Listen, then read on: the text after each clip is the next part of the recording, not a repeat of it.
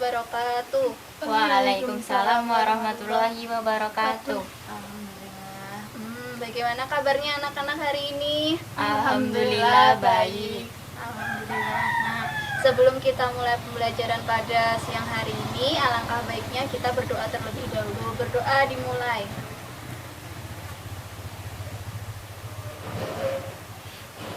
Berdoa selesai. Nah, alhamdulillah. Oh ya, sekarang Ibu mau tanya siapa yang tidak masuk ya? Caca. Ina. Udah? Ya. Udah. Jadi keterangannya sakit apa atau Caca sakit, Bu. sakit? Udah, kita doakan semoga cepat sembuh ya. Amin. Nah, sekarang Ibu mau bertanya kepada kalian. Nah, kalian tahu nggak sih tanda-tanda kebesaran Allah tanda-tanda kebesaran Allah di dunia ini itu apa aja? Saya, Bu. Nah, apa tanda-tandanya? Diciptakannya manusia. Terus udah itu aja. Alam semesta dan beserta isinya. Nah, ya, Allah itu menciptakan alam semesta ini beserta isinya seperti manusia, tumbuhan, hewan, dan lain sebagainya. Nah, kemudian ada yang tahu tidak sih di dalam alam semesta ini yang diciptakan Allah ini tuh tersusun menjadi suatu sistem yang kompleks. Nah, dalam suatu sistem yang kompleks ini kalian ingin tahu tidak sih lebih dalam lagi apa saja komponen-komponen dari sistem yang diciptakan oleh Allah ini? Kalau gitu sekarang kita masuk ke dalam materi, yaitu ekosistem.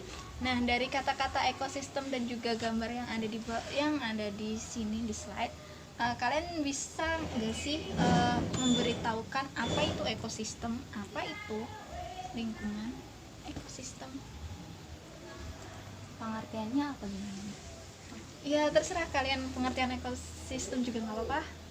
Saya. Ya. Kalau pengertian ekosistem yaitu hubungan timbal balik antara manusia dengan lingkungan itu sendiri. Nah, ya lebih tepatnya itu ekosistem itu hubungan yang terjalin antara makhluk hidup dengan lingkungannya ya. Terus selanjutnya, nah ini ekosistem adalah suatu sistem ekologi yang terbentuk oleh hubungan timbal balik tak terpisahkan antara makhluk hidup dengan lingkungannya ya, seperti yang dibilang Rizky tadi, hubungannya makhluk hidup dengan lingkungan.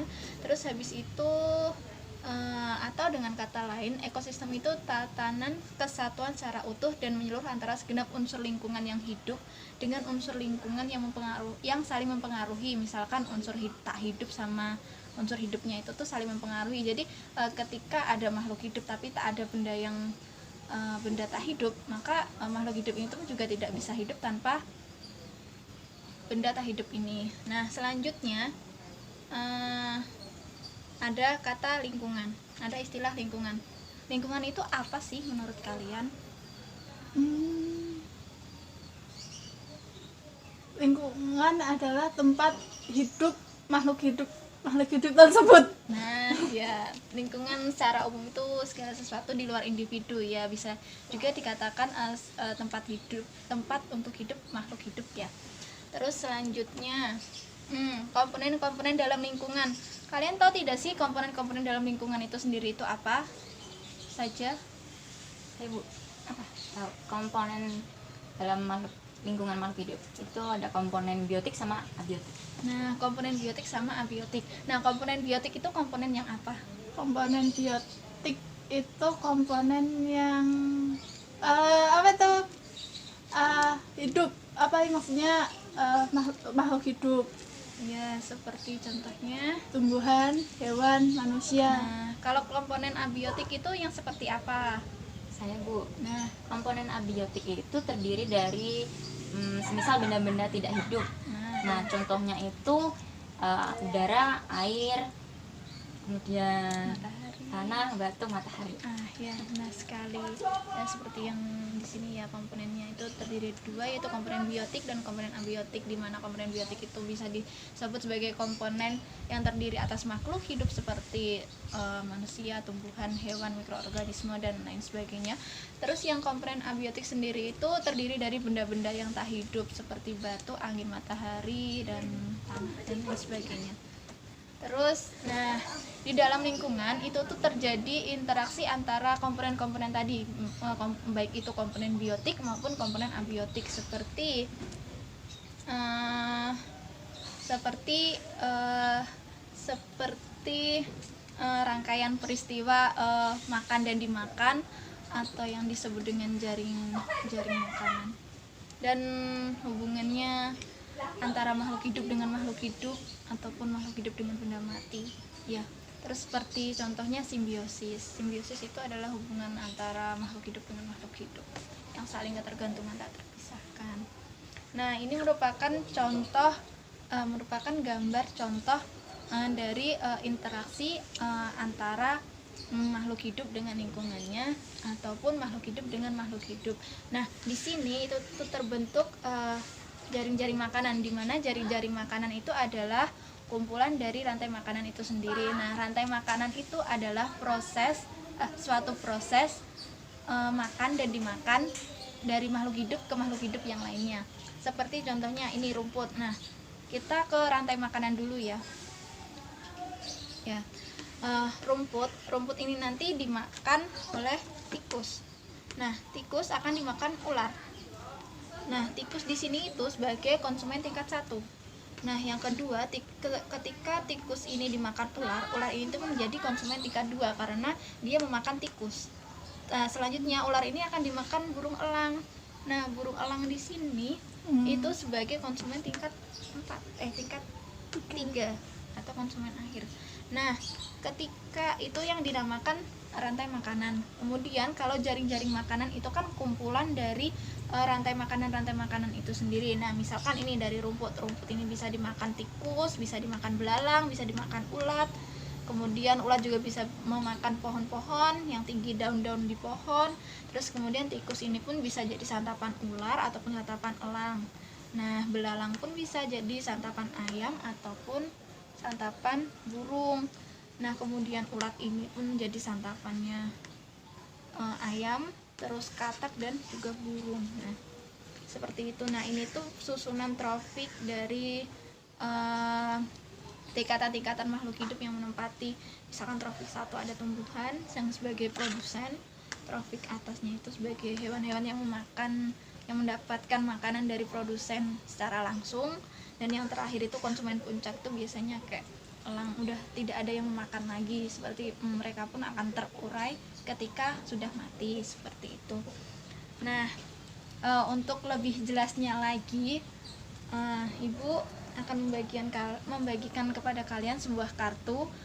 Silahkan didiskusikan urutan-urutan mana yang benar, nanti maju ke depan. Nah, Ibu akan kasih waktu 5 menit. Nah, panas situ ya, kelinci mana serigala dulu, serigala, terus ya harimau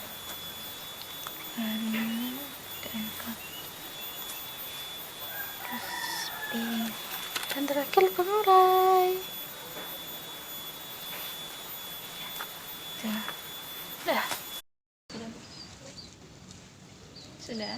Nah, kalau sudah, sekarang kalian maju ke depan, urutkan gambar-gambarnya, kemudian dijelaskan mengapa bisa ditempatkan di tempat itu. Siapa dulu yang memulai? Sudah, silakan.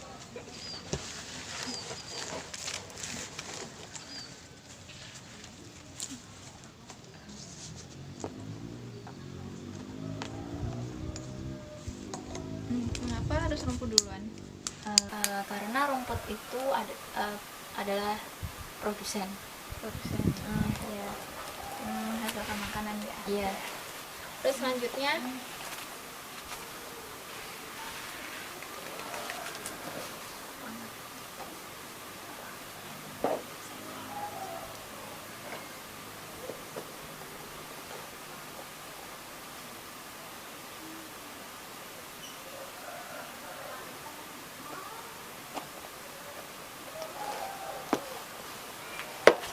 kenapa yang kedua adalah kelinci? Karena kelinci itu makanannya makanannya dari rumput-rumputan. Oh, makanan dari rumputan. Kemudian kalau misalkan di sini tuh kita isi belalang, Bisa? Bisa. kita isi ulat, Bisa. nah sekali. Terus selanjutnya Siap.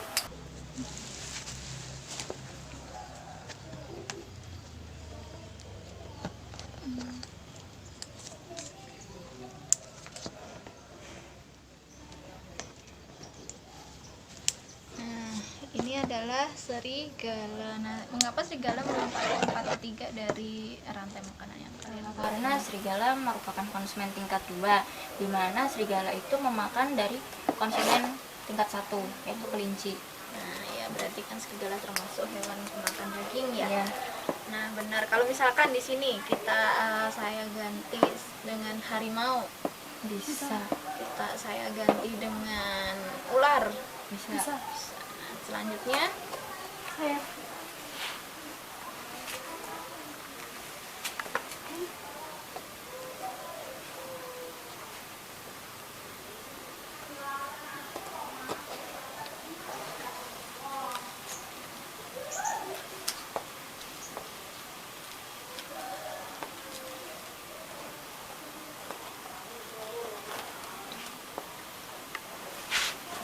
Nah, mengapa harimau menempati posisi keempat dari rantai makanan yang kalian buat sebelum selesai ini? Karena kan harimau itu pemakan daging. Jadi harimau itu mendapat makanan dari konsumen tingkat 2. Dimana makanannya adalah serigala. Kalau Kalau kita ganti singa, bisa? ganti elang. Bisa. Selanjutnya, yang selanjutnya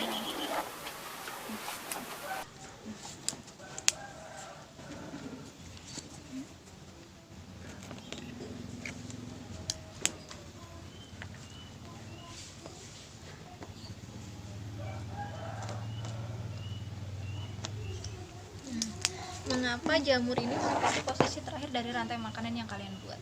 Karena jamur merupakan pengurai dari konsumen tingkat 3 mungkin. Iya. Ketika harimau ini mati, kan tidak ada yang akan memakan dagingnya ini kecuali burung elang. Kan burung elang suka makan daging juga ya. Nah, intinya ketika konsumen tingkat akhir itu mati, maka yang terakhir adalah proses penguraian. Artinya tubuh-tubuhnya daging-daging ini pun diurai oleh jamur-jamur, entah itu jamur, belalang, jamur, entah itu jamur ataupun mikroorganisme kecil. Nah, kalian tahu tidak sih rantai makanan yang kalian buat ini terdapat di mana, ekosistem mana? Ekosistem hutan. Nah, benar sekali, ini rantai makanan di ekosistem hutan. Kenapa di ekosistem hutan? Karena di sawah tidak mungkin ada harimau ya. Terus habis itu di mana lagi? Di air kan nggak mungkin ada harimau juga kan. Nah, udah berarti ini rantai makanan di ekosistem hutan. Nah, dari sini ada yang ingin ditanyakan?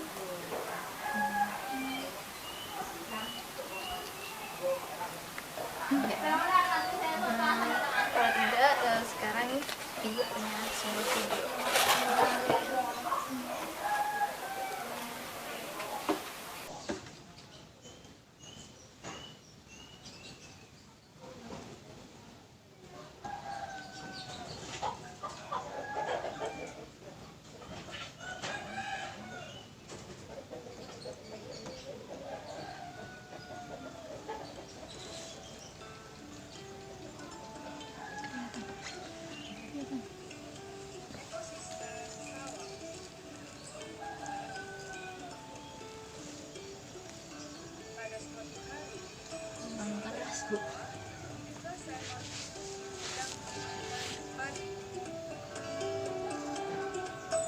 Datanglah seekor ular yang sedang kelaparan untuk memakan tikus tersebut.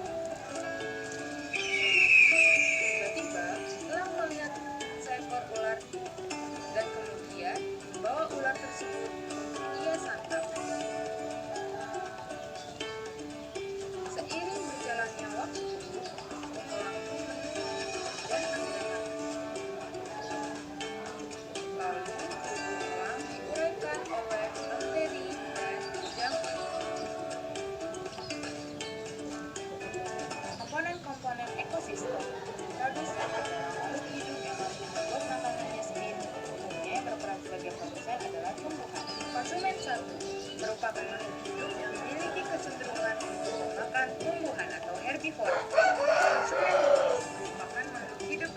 kecenderungan untuk memakan hewan lain, yaitu karnivora dan omnivora. Konsumen 3 merupakan makhluk hidup yang memangsa hewan atau daging, yaitu karnivora. Mengurai adalah mikroba yang menguraikan sisa hewan dan tumbuhan yang telah mati, yaitu bakteri dan jamur. Contoh rantai makanan hutan, rantai makanan laut. Dampak-dampak akibat pencemaran lingkungan.